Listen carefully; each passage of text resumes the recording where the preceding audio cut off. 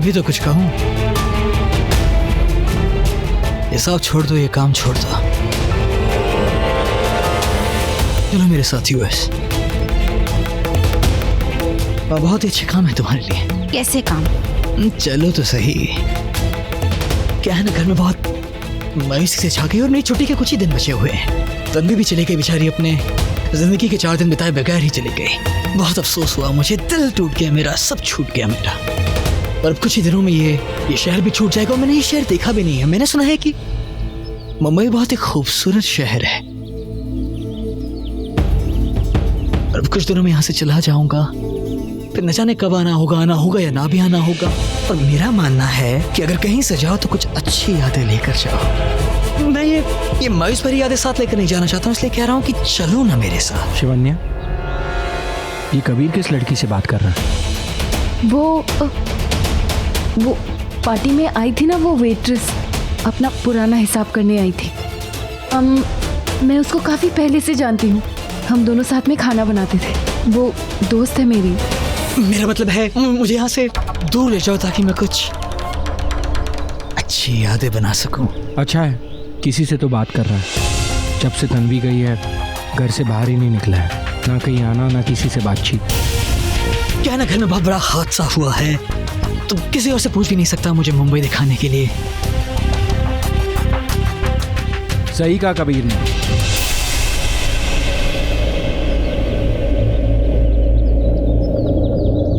तुम दोनों पार्टी में ही तो मिले थे। अगर तुम्हें कोई एतराज ना हो तो तुम प्लीज इसे कहीं बाहर घुमाने लेकर जाओ। शिवन्या ने बताया मुझे कि तुम दोनों दोस्त हो। जी। तो फिर ले जाओ इसे, शहर घुमाना। एक मिनट, तुम सब लोग बाहर जा रहे हो? मुझे भी लेके जाओ ना। अब तो बस करो दी, वैसे भी इतना बड़ा हादसा हो चुका है ऑलरेडी। हम तन्वी को पहले ही खो चुके हैं इसके वजह से। इतना मत पिया करो दी, इतना मत पिया करो। भैया समझाओ ना इन्हें। अच्छा, ये कबीर और ये लड़की जहाँ पर भी जा रहे हैं, मुझे भी साथ लेके चलो ना प्लीज। हाँ, मुझे भी। हाँ। अच्छा, अब सब लोग चल ही रहे हैं तो मैं भी चलूंगा। अच्छा ठीक है, मैं सबको साथ ले चलता हूँ, लेकिन अगर ये मुझे अपने साथ ले जाएं तो। भाई आप भी चलो ना, भाभी चलो ना। नहीं, तुम सब जाओ, हम लोग फिर कभी। ओके। अंगद, ये लो। Thank you. और इसको देना मत। अच्छा चलो, हम लोग को बहुत सारी प्रिपरेशन करनी है। चलो दी। चलो। कहाँ फंस गए इंसानों के बीच। इतने इंसानों की बदबू एक साथ बर्दाश्त नहीं कर सकती। मन तो करता है सबको नागों की बस्ती में ले जाऊं। और शिवन्या, सुनो ना, तुम्हारी दोस्त और कबीर थोड़े करीब आ रहे हैं, तुम्हें नहीं लगता? सुनो, तुम्हें नहीं लगता उनके बीच कुछ होगा? मतलब प्यार वाला लव। ऋतिक, वो एक ही बार तो मिले हैं। प्यार भी तो एक ही बार में मिल जाता है कभी कभी, पहली नजर वाला प्यार।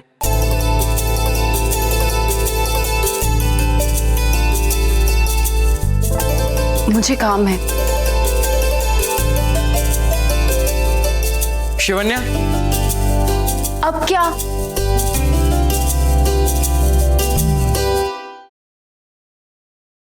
कुछ कहना है तुमसे। कहो।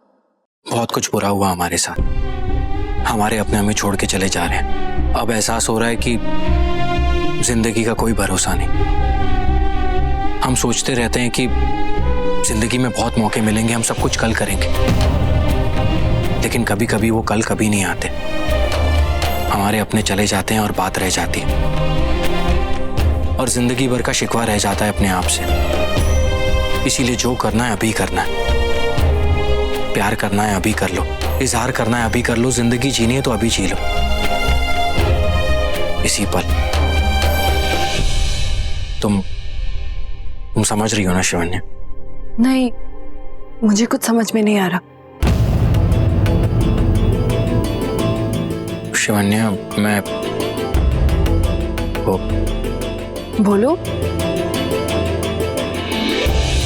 अब तुम ऐसे आंखों में देखती रहोगी तो कैसे बोलूंगा? तो मत बोलो, मुझे सच में जाना है, मुझे बहुत काम। अरे शिवन्या,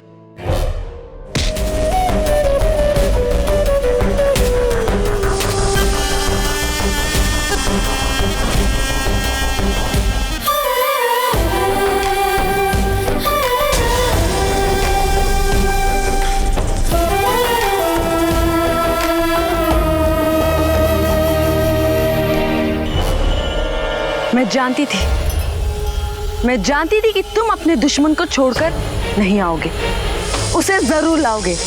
जो काम गुरु माँ, उसकी अंगूठिया और उसका खंजर नहीं कर सके ना, वो काम ये नेवला कर गया। ले आया नागिन को, अब मार दो इस नागिन को, मेरी आंखों के सामने मार दो इसे, मार दो इसे।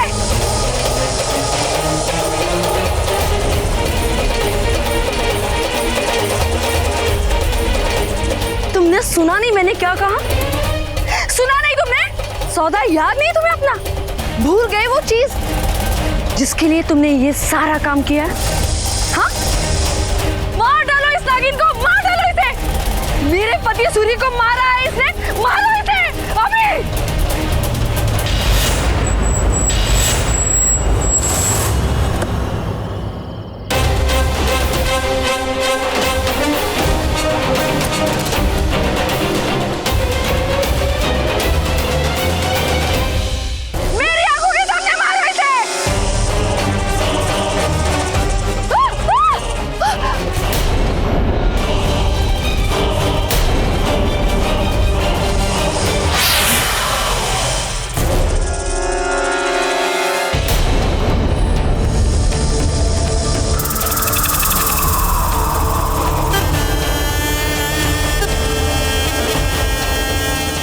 समझ नहीं आ रहा कि मैं अपनी किस्मत में हंसूं या फिर तेरी किस्मत में रोऊं।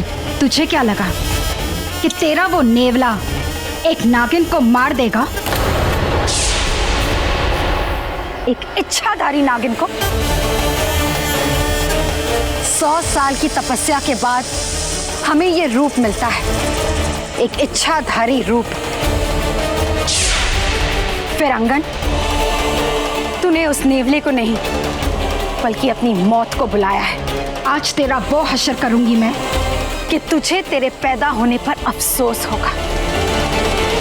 डर के देख रही है या फिर तेरी शक्ल ही ऐसी है जैसे मरते वक्त तेरे नेवले की थी।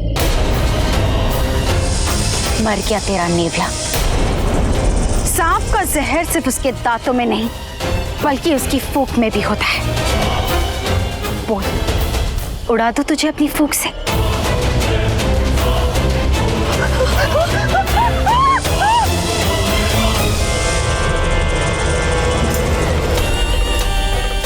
लगा ले, जितनी लंबी छलांग लगानी है लगा ले। नागिन से बच के कहां जाएगी तू?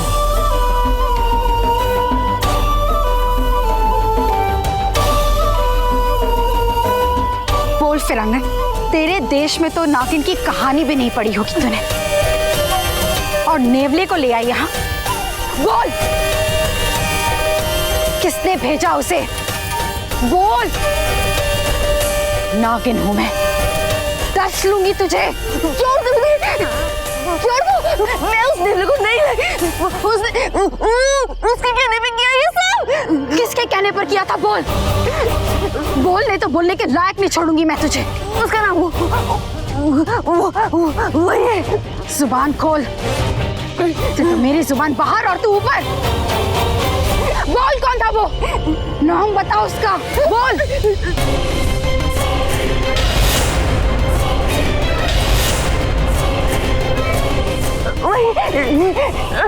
नेवले ने बताया था मुझे, ये पांचवा कातिल, उसका नाम।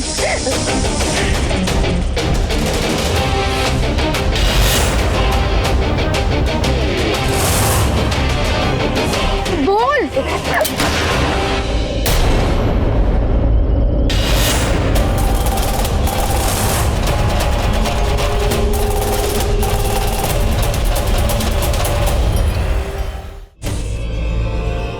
कहाँ रह गई थी तुम शिवन्या?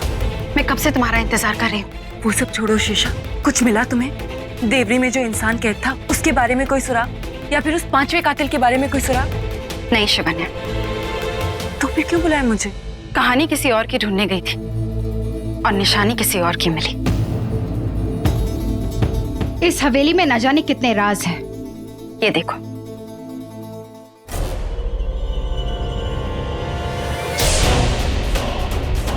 अंकुश रहेजा माली के कब्जों में। पर ये तो मालिक है ना इस हवेली का। फिर अतीत की परछाइयों में घिरे अब ये कौन सी परछाई है अंकुश रहेजा की? उसकी ऐसी कौन सी सच्चाई है जिसके बारे में मैं नहीं जानती? ये माली के कपड़ों में क्यों है? और अगर ये इतना गरीब था तो इतना अमीर कैसे बना? इस कहानी में और भी ऐसी कई कहानियां हैं जिनके पन्ने अब तक नहीं खुले। शेषा, तुम ये तस्वीर अभी के अभी गुरुदेव के पास लेकर जाओ। अब वही बता सकते हैं कि ये राज क्या है। ठीक है शिवन्या।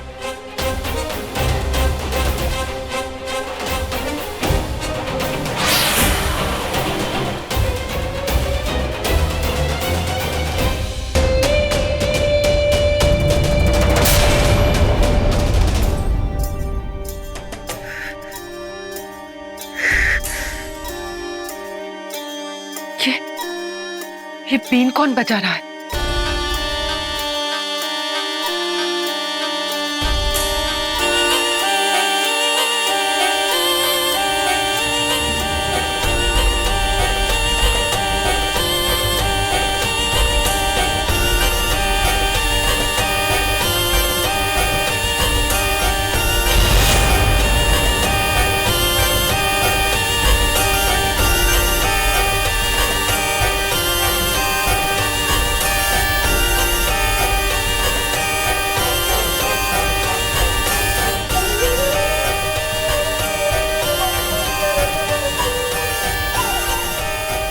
पर ये दुश्मन सपेरा ये बीन क्यों बजा रहे हैं? किसने बुलाया है इन्हें? पूजा में अंकुश रहेजा ने अपनी अंगूठी उतार दी। मेरा तीसरा शिकार तो शैलेश माथुर था, पर आज लगता है इसका वक्त आया है। मौत ने इसे बुलाया है। वक्त हो गया है, चांद निकल आया है, शुरू होने को है सर्प योनि रात्रि। आ गया है उसका बुलावा। तुम सबको इंसानी रूप छोड़कर नाग रूप में आना होगा। अपने 100 सालों के तप को शिव जी को चढ़ाना होगा।